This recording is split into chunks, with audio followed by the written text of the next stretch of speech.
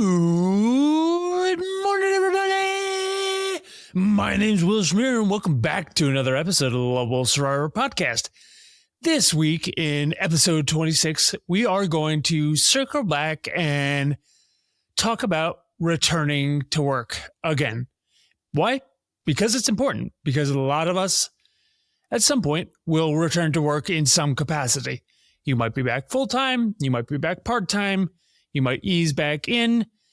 You might be on your way out into retirement because, let's be honest, the average age of a stroke survivor is typically around 65, which for the majority is definitely winding down, or the end. You may already be retired at 65. So it depends. And I think it's a really important topic. People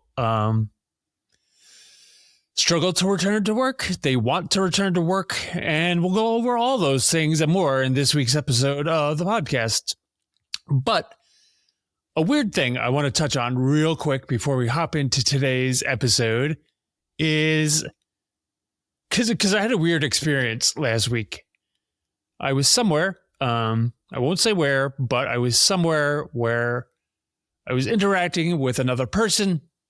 They also happened to be a stroke survivor. They were younger than me, which, I understand the difficulties. I'm 40. This person probably was in their 20s, and they've been through a lot. And you can kind of tell when there's differences in age. Obviously, older people generally show signs that they're older. You could kind of tell most of the time about a person just by interacting with them.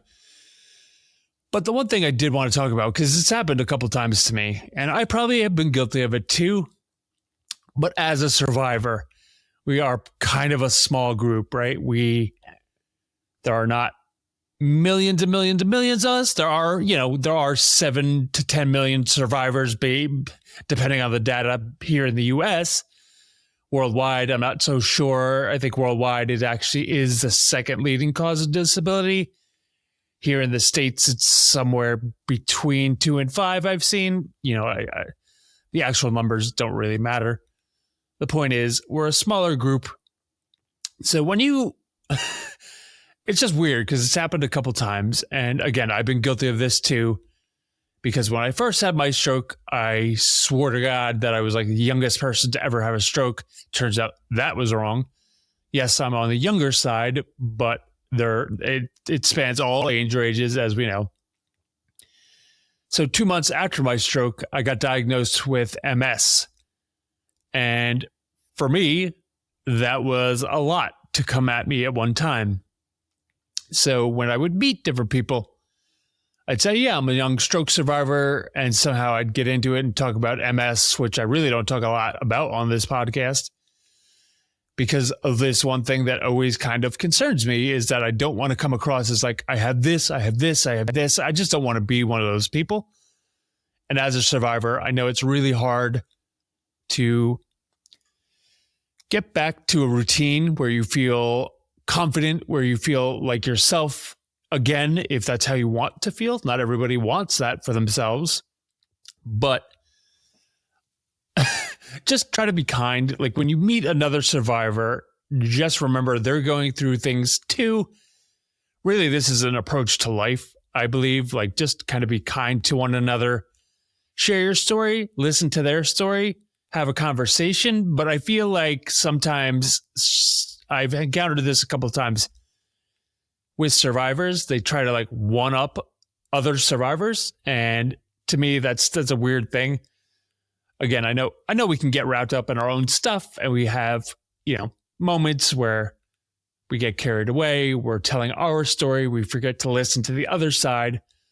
I'm not talking about that. I'm talking about really like just remember to be kind to other people when you're speaking to them. And again, it doesn't matter if they're a survivor, if they're a fellow brain injury survivor, if they're just somebody on the street at the grocery store and somebody starts a conversation.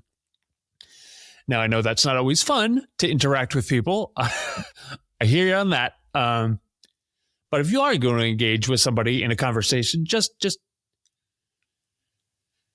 take a breath, take a beat, Because this person the other day, I know they meant well. And, I think they were trying to, she had asked me, she saw that I was a stroke survivor with MS because I was in a medical place.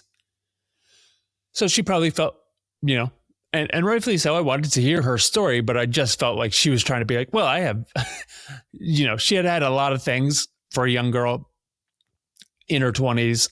Don't get me wrong, lots to overcome. I was happy to hear her story, but I did feel like it was a little bit of like, it's just a weird thing. And I've had it happen before with other survivors. They're like, oh yeah, I've been a survivor for 15 years. Like, okay, that's cool. I want to hear what they have to say because they might have wisdom to share or pass on to somebody that's, I'm not 15 years into this game.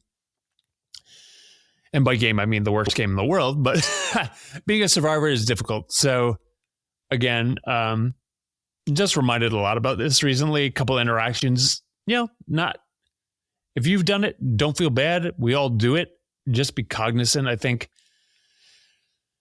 it is a lot to overcome. You definitely should feel proud of yourself as a survivor in the progress and work you do. Just try to, I don't know what I'm saying. just try not to like one up other people. It happens a lot with parenting too. Anyways, I digress. Into episode 26 this week and returning to work. So I did an episode about this at the beginning of the year. I think it was within the first 6 episodes. It might have been episode 6, to be honest. Returning to work is a big, big topic. I know I struggled with this in the beginning. I was very eager to get back to work, so much so that I think I did try to jump back into my detriment looking back. But there's kind of a lot of things to talk about this because working for most people, it may not be the most significant thing in your life and probably should not be, especially if you have children or you're a parent or you're a caregiver or you're help, work is an important part of life. We all want to work. It is definitely linked to our identity in some way and our self-worth. And there's a lot of rewarding things about working, whether you work for yourself, whether you work for somebody else. There is that desire to feel normal. And I think that is also a lot of the kind of pressure or the desire to get back to work. You want to feel normal in some way because a stroke is really, as you know, generally, I think it catches us all off guard if you are a survivor. Nobody's expecting it. Nobody wants it. But also with work, depending on where you work, what you do, you might get some social connections. They might not be super deep, but they might, it has a sense of belonging. There is, whether you work remotely, whether you work in office, there are a lot of things about work that are great.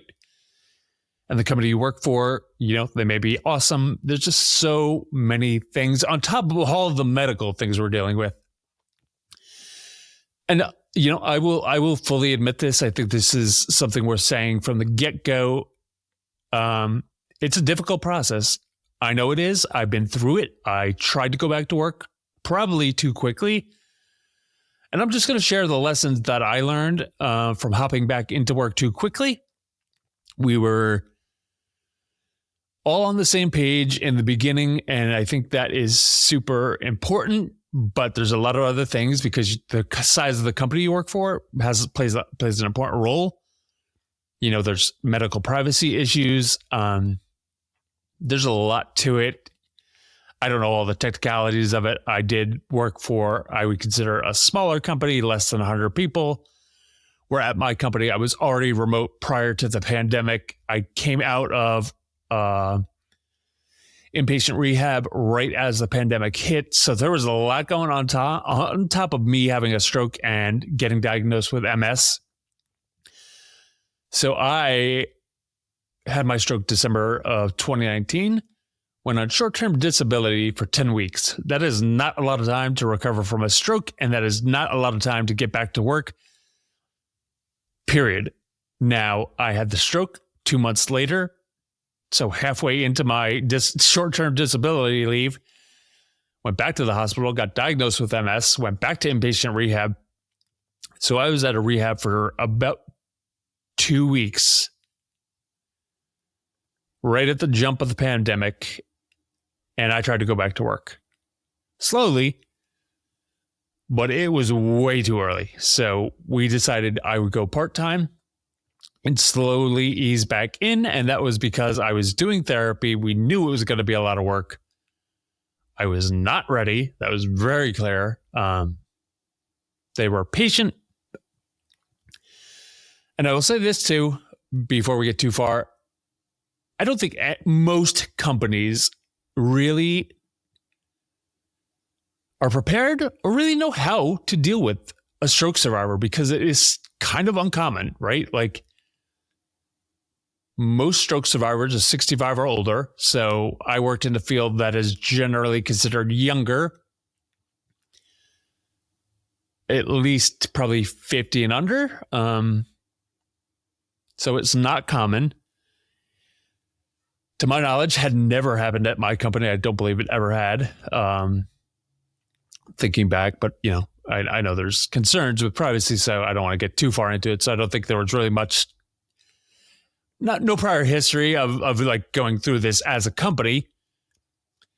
And again, there's no roadmap for this stuff. It is, as we know, strokes are very individualized. Everybody can have a wide range of deficits, of outcomes. You can have different types of strokes. Like, it just, same goes for brain injuries. You could have a concussion. You could have traumatic brain injury. You could have non-traumatic brain injury. Like, there's just so many variations. And although, there is sort of a standard-ish of like commonalities between different brain injuries, it's all very different. We're all very unique. The problems can be wide-ranging from needing physical therapy and occupational therapy, physical therapy, occupational therapy, speech therapy, all of which I needed in the beginning. But it is a lot. And even if somebody else had been through this and the company I worked for had dealt with this before, I think what I'm going to say is that my situation could have been vastly different from somebody who went through it at the same company years before. Wasn't the case. We had no, it was the first time for both of us. So when I look back now, a few years out, I realize it wasn't really my fault. It wasn't really their fault. When it came to me leaving, it was just, for me, it was time. I think I wanted to. I tried. I think they tried. I think they got frustrated. I think I got frustrated. Neither side really knew how to handle things. And I think one of the issues is that you don't know how long it's going to take. You don't know a lot of things are uncertain. One of the things that was certain for me was that I was not able to type as quickly as I once was. I found workarounds. However, as a developer, I think even though I was working towards the higher end and I was, overseeing more people, as a brain injury survivor, it was hard for my brain to process the code and write code as quickly, as efficiently. And frankly, I think I just lost sort of the drive and desire to figure out those types of problems and those types of, for lack of a better word, solutions to problems. I always love finding solutions to problems, whether that's a hobby or something else, like I talked about last week. But I think I literally think I broke my brain coding. And I say that jokingly, but somewhat seriously, because I think I didn't love it enough to want to keep writing code at that level. I would have kept staying there. I would have kept doing certain things, but I think there was a disconnect for whatever reason. It doesn't really matter. That's why I wanted to do this episode again on returning to work, because the last one I did, I was not doing video. And so I want to be, forthcoming and just kind of revisit that, because I think it is a big topic for a lot of people. The data is skewed. I I'm saying a lot of these things based on the research that I've done, but I really, honestly, I don't think we know how many stroke survivors are trying to go back to work. And that doesn't mean necessarily stroke survivors in their 40s. You could be towards the later end of your career and have a stroke. You might even be of a retired age and just wanting to go back to work as like volunteer, and you're struggling with that. So I think when I say return to work, it is sort of broad, and it is a little generalized because the data, again, is skewed, and I don't want to say it's misleading, but sometimes the data doesn't line up with what I'm seeing, hearing, speaking to, and seeing in my everyday life with other survivors. And I'm going to see that again today because this evening I'm meeting with a group of survivors here in Florida where I live. So yeah, interested to see what they have to say. But when it comes to work, we talked about the significance. There's privacy issues. One of the things I did not utilize, and I did kind of explore some things, but again, I think this depends on what you do, where you live, who you talk to, and what are your goals. I thought I could just go back to work. I didn't think I needed any kind of social worker or somebody kind of in that field to help me and assist in getting me back to work. Maybe in hindsight, that was naive, but again, I was younger-ish. I was still 37 at the time. Thought I could hop back in. I thought when we decided I would go ease back in part-time, that seemed like a good solution. I think it was at the time. I wouldn't do it differently. That was actually one of the smarter things I did, if I'm being honest. And so that helped recognize some of my capabilities where I think I fell short, and I think the company I worked for at the time might have, if we're going to both take a little blame here, things I didn't think about were what were the things that I was going to have difficulties with. Like I was pretty upfront about typing in the beginning, which being a developer is kind of a big one, but I thought there was enough that I could overcome. But I think in hindsight, maybe more conversations around that would have been better, because we did try to morph my role a little bit. And, I think it just got to a point where neither side really knew what to do. And it was like, we were both putting our hands up like, well, I don't know. And to be honest, I don't know either. I don't fault them. I was angry in the beginning, but I'm not anymore. I see it for what it is. I don't want to seem like I'm blaming them or not blaming them. I'm not. It was a really difficult circumstance, and I am fortunate enough to have had the ability to really walk away on my own. Probably didn't do it the best way because I do have a tendency of leaving careers and jobs in my history of working my ass off till the day I no longer want to work somewhere. And then I just say, fuck this shit, I'm out. And I tell everybody that story. And that was certainly the case in this point. But I was ready to move on. I enjoyed it. I think they wanted it to work for me. I wanted it to work for me. It just didn't in the end. So, but that was my story, and that was kind of unique to me.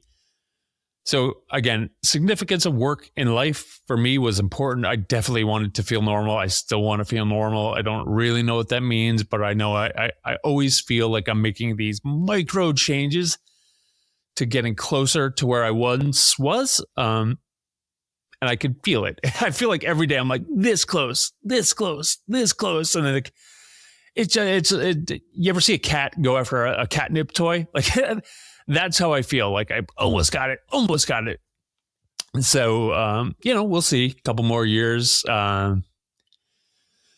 Looking back now, I see I've made a lot of progress over the last couple of years, but it could always be better. And maybe that's just part of life. We're always growing. We're always learning. Just because I'm a stroke survivor and I think I'm going to get 100% better, maybe you're just working towards always getting better, and you're always getting better, but there is no perfect. So yeah. So in my case, again, I didn't work with anybody in terms of a social worker or anything like that. Any resources that you can take advantage of, definitely ask your team that you're working with in your recovery, because there probably are a lot of great resources. I just didn't utilize them and I didn't look for them. Looking back, perhaps that would have been wise, because maybe there would have been an easier transition. I know Ticket to Work is like a long-term thing. If you are, I guess I am, honestly, because I have a handicap pass. I'm technically disabled. I don't file for disability necessarily with the government, but I am technically disabled. I've been given handicap passes. MS and stroke are disabilities. I don't see myself that way, but that is the reality. And the only time I ever see it is when I get out of my truck and I'm parked in a handicap spot, rightfully so, because, I can run, I can walk, but I feel like I've earned that handicap pass. And so sometimes people give me a weird look because they're like, do you need that? And it's like, yeah, I do, because I'm going to wobble with my MS all the way to the store, because although I can run, although I walk, although I make a real effort to be in shape and to work at it every single day, as you can see, every episode, I'm sweating to death. I ran 5 miles before this recording this morning, and I will run later today. And so, yes, I can run, but my walking, once I'm done, you can see my body is tired. That MS really sinks in. So again, there are opportunities. Take advantage of them if you can. I think the other thing that is super important with work is if you don't happen to work from home, and a lot of people still work in office, so driving may be a concern. I worked remotely for doing web development, and so driving was not a big worry of mine, at least for me physically doing the driving. But if I had to drive to office, honestly, I've been driving for a couple of years, but I've been driving very lightly and not far distances. I only recently started feeling really good about my driving and kind of back, no, I wouldn't say back 100% with anything, but feeling good about my driving and taking longer drives. I don't think I'd go up 95 for 20 hours, but I think I could definitely go, at least an hour or two. I could definitely do some of the driving on a road trip down to Miami with my family. I do feel better. I've been on 95 now, so highways are better sometimes than back roads for me, because too many twists and turns kind of like jostles me a little bit. But yeah, if driving was a concern, I would have probably some concerns with going back to work. I didn't really feel good about driving at all. 2020, 21, I started driving, but again, it was very small, insignificant drives. I mean, honestly, I could walk as far as I was driving. So, 22, mid 21, I was definitely, because when I stopped working full time and going back into entrepreneurship, that's when I had a little more flexibility and I was feeling better about driving. But it really was only this year that I really feel a lot better about driving in general. And again, I'm not looking to do a 21-hour drive from Florida to Jersey or something like that, but a couple hours is doable now. So driving to work is a concern. And, if your job requires driving, it's going to be difficult. So you're going to have to try to work with people who specialize with driving, post-stroke driving. There's just a lot of challenges and considerations beyond driving. It's emotional. It's financially driven. Can you continue to take care of your health the way you need to? Are you going to be able to work full time? Are you still going to therapy? I mean, I go to physical therapy, occupational therapy every year to keep working because I pay for insurance, and, I want to keep getting better. This year in particular, I'm working on running. So I'm definitely towards what I would consider probably the latter side, but I was thinking about it today on my run. Like sometimes I get a wrong sleep at night. My shoulder, I'm right side affected from my stroke. I also happen to be right-handed, so that's super fun. But yeah, my shoulders, some days I wake up, I'm amazing. Some days I wake up, and my shoulder is not 100%. And so I know that is so weak. I work on it. I'm getting better. The days it's good, I feel amazing. The days it's bad, I feel the very opposite of that. And so, for me, you just have to factor in these things. Are you taking care of your health? Are you able to take advantage of your second chance in life post-stroke and really take care of your health, take care of your family, but also meet the demands of your job? Do you need to ask for a reduced role? Do you need to reconfigure the role you're at? Do you need, so many, again, other things? It depends on where you work, what your role is, what you do. Are there other opportunities within the same company? Do you have to potentially move on or do something else? Do you, cognitively, can you handle it? If you're being honest with yourself, I think, like I said, I can write code. I could write code still. I think the drive really plummeted post-stroke. I think, towards the end, it's weird because I was getting back to coding and then I sort of took a turn. I was like, maybe we'll go a different route. But that, again, that's me. That's unique to me. And so time may vary. It may be unexpected. It may not be what you want. It probably will not be what you want, if I'm being honest. Not everybody is self-motivated and driven to do certain things, or, you might find that you were in a career that you didn't love, which I do think is another really important part that I've kind of skipped over here, is that before you get into all of this, you really, if I were to go back in time and reassess myself before jumping back into work full time, again, I don't think I'd do it differently. I learned a lot, but I do want to share these things with you because there are things I didn't think about. Like, what do I really want in general, like from life? When I was a young kid, being a developer wasn't even like a thing yet. The internet barely, I was born probably at least 10 years before like any basic versions of the internet were being released out into the wild into the 90s. I'm talking like AOL, Prodigy, Netscape, that far back, even further back. So we're talking 91, 92, like 93, 94. The internet was not even really great when I went to college in 2001. I mean, think about Google. That popped off in 2004. YouTube really came out more in 2007. Facebook wasn't even public till 2007. So we had to deal with MySpace back in the day. So being a developer was a new field, even in the 2000s. So I was doing it for years, like only a few years into really the web as we know it. I don't want to get into the technicalities because nobody really cares unless you're a developer. But I grew up with the web, basically. It matured as I started to mature, literally in my teens. I was my son's age. So I was my son's age, who he's now turning, he'll be 10 this year. So when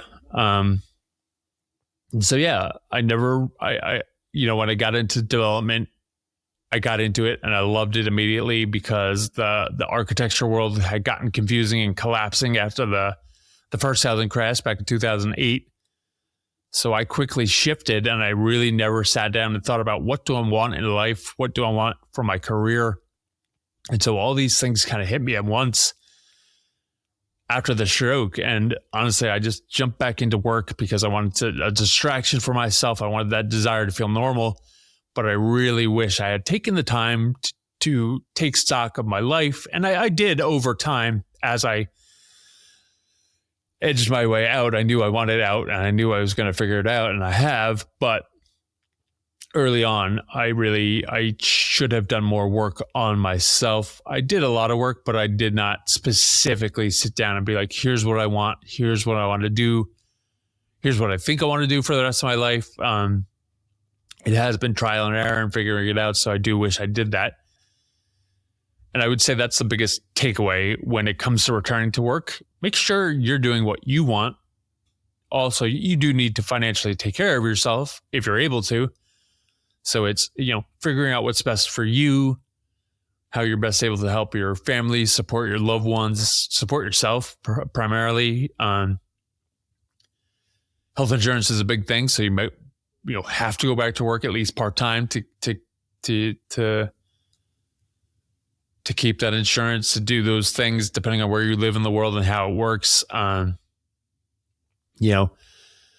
Those are real practical tips, and it's hard, and nobody tells you how hard it is. I mean, you will hear me say how hard it is. I could tell you it's hard. Other survivors are going to tell you it's hard. Some don't have that same experience because, again, they might be younger, they might be older. It just varies. So I think that's why it's so important to share my story with you all. And as always, thank you very much for listening. I hope, I don't have all the answers. I know I don't have all the answers. I know I messed up along the way. I'm very candid about that. I'm very truthful. I'm very honest. I believe in sharing my story. I love being funny. I love making people laugh. But honestly, stroke is hard.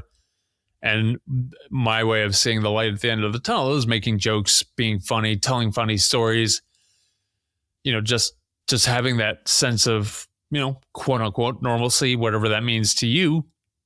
But I just know it's hard. And that's why I like talking about this, because I know I'm not alone. I know people have questions. I wish I always, I wanted to revisit this because the last time I recorded it was not great sound quality. I was not on video. Ironically, I've been doing this podcast now the last few weeks, recording video and audio. Wanted to try this week without headphones on. And to be honest, I don't think it is really a whole lot different with headphones on or off when you're recording by yourself. If I was talking with a guest, I would probably have headphones on. But I think that is, unique to each and every podcaster, just like stroke. And so I just wanted to see if recording today's episode without headphones was any different. It feels a little different, but we'll see how it comes out in the video. I have not posted the videos on YouTube. I have gotten all the audio ones, I think, through episode 20 up. So I am backlogged a little bit. I'll be honest. I think I'm overthinking releasing the videos of the podcast. And it's just like, I don't know why. Do I want to put a thumbnail? Do I want to put in a little bit of ad placement? Do I want to build in things for ad placement? So the videos are on the way. I am going through them, at least editing them mildly, not much, but I just want to make sure the audio and video line up, because I know there is nothing worse than watching or trying to watch a YouTube video where the audio doesn't line up with the video. It drives me crazy. You might be that way too. So yeah, and I'm trying to get more comfortable in front of the camera. I do have another camera over there that I'm pointing at that is not on. So I'm just pointing to a thing and looking directly at the camera in front of me. So yeah, that's exciting. Got a new camera in. We're going to try that out soon. Almost ready with this studio. You can see I have things all over the place. New DJ gear over there. So yeah, returning to work is very difficult. For you as a survivor, and I think to be fair and to be practical here, I think a lot of companies don't know how to deal with it. I think it is, even if they've had somebody in a similar experience before, again, not to harp on this, but that individual's experience is going to be so vastly different because they're going to have had a different event.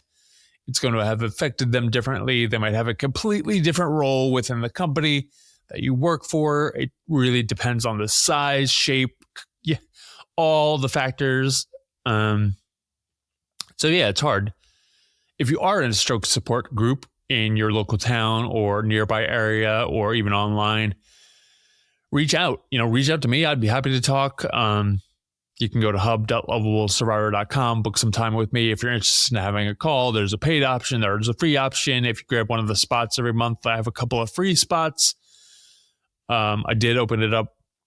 If there are no free spots and you don't have the financial means, definitely you could send me an email and we'll see if we can work something out. My goal really is not to help other survivors by making money off of you, but I do want to. I still have bills. I'm sure we all still have bills. I am an entrepreneur. I work for myself now. So, sometimes I do have to charge. And if if you're interested in contributing and you think I might be able to help you out, take a look, find a time, and definitely reach out if finances are a concern. Really, I'm 3.5 years into my stroke recovery, still figuring it out myself. But the reason I started this podcast and the reason I'm trying to get more video is because honestly, it's fun. It's a good practice. And I believe in really helping other survivors because I just know how difficult it is to navigate the journey. You can see my branding on Twitter, on Instagram, on all the socials. It may not speak to you 100%, but I know what it takes to go from where you are today to where you want to be. And in that process, I know it's long. It can be lengthy. It's certainly frustrating.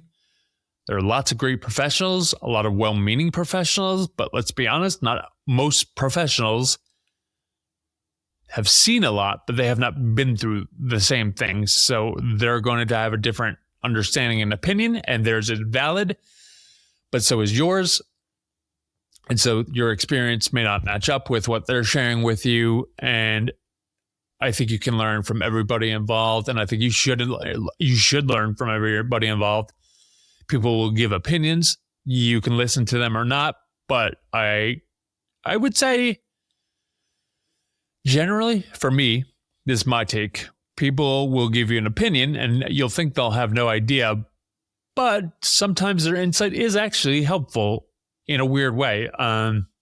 You think they don't understand and they probably don't. However, I always feel like somebody who even means well and it doesn't come out right, like you might at first take it incorrectly, and I've done this a million times. This is why I know this. It might feel offensive or incorrect, or you don't know what they don't know what they're saying.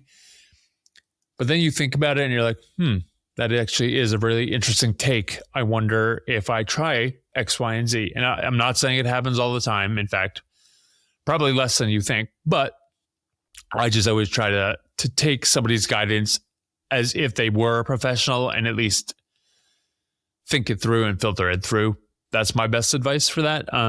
But again, returning to work is really hard. I'm just giving you my real life experience, my path. It was unique to me. And I know it's challenging. So that's why I'm passionate about this. That's why I wanted to do another episode. I got a question about it via email a couple of weeks ago. Hopefully I've answered that question or those questions today in this episode. If you have more specific questions, I'd be more than happy to do another episode on returning to work. It is a difficult thing, whether you're a professional going back to work, whether you're a company and you need some help, just kind of walking through it. That's not really something I advertise, but that's something I would be willing to help with because I think it is challenging and everybody's going to have a unique take. And I think just getting your ducks in a row, whether you're the employee or the employer, is important because it is challenging. There's no doubt about it. So anyways, that's enough for episode 26 this week. A couple of fun random things before we wrap up this episode. I really like and want to mention, still finishing Titan because it is the longest book of the year for sure. I'm doing the audible version, and I think it's like 30 something hours. We are very much wrapping up this week, so I will be done with it by the next episode. couple of things I'm watching that I highly recommend. New York Point Gods is a fantastic documentary on Amazon Prime.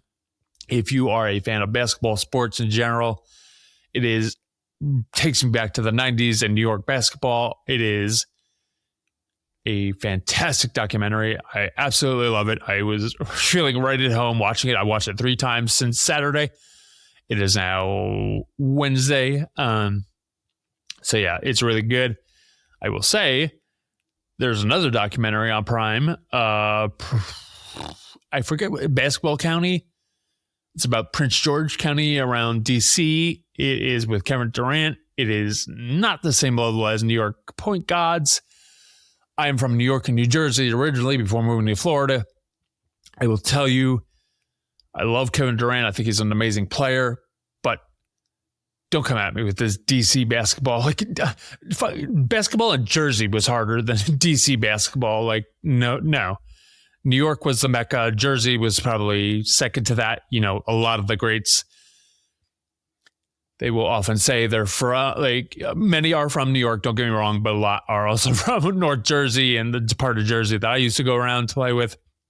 I went to a lot of the camps in the Northeast, in PA, New York, New Jersey, Seton Hall, Rutgers, St. John's. Like, you know, these were the places back in the 90s. They are no longer the best places, but yeah, a lot of great camps, 5-star, Pocono Invitational, a lot of good camps. Just took me back. Really enjoyed it. So if you enjoy sports or basketball, New York Point Guards is amazing. Really liked it. J.R. Smith also got a documentary on Prime called Redefined. I enjoyed that. Of course, J.R. Smith is a former New York Knicks, so I don't know.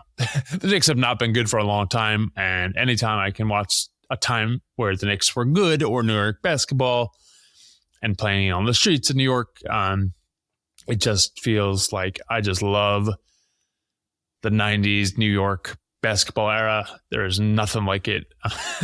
And coincidentally, I've been back into DJing. As you can see over here, I've got a new small setup. It is not the fanciest equipment, but I'm just kind of getting back in the game after 20 years off. It's nice to not be on vinyl. That is for sure.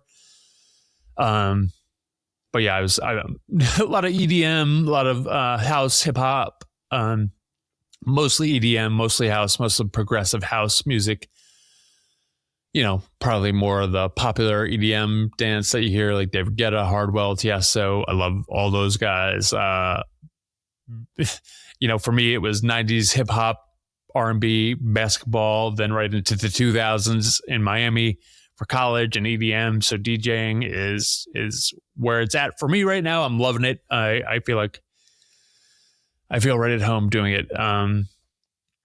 I am not the greatest DJ in the world. I just kind of picked it back up after a 20-year hiatus. However, I've been listening to it since 2006, right when I got out of college. Howard went to Sirius, and I would listen to BPM, which I think had another name back in the day. It was Channel 36 back in the day, but now it's Channel 51 BPM on Sirius XM, where I guess it's just Sirius really now. But Miami opened me up to that whole world. I love it. I think I'm good at spotting good music. I think I have the capabilities of being an entertaining DJ on top of mixing the music, because that is not easy, but it is a lot of fun. And I just feel like it's been part of my life for a long time. So I enjoy it. And yeah, so hopefully I will have more things to say about that next week. Anyways, that is all for this week's episode 26 of the Lovable Survivor podcast, and I will see you next week. Bye for now.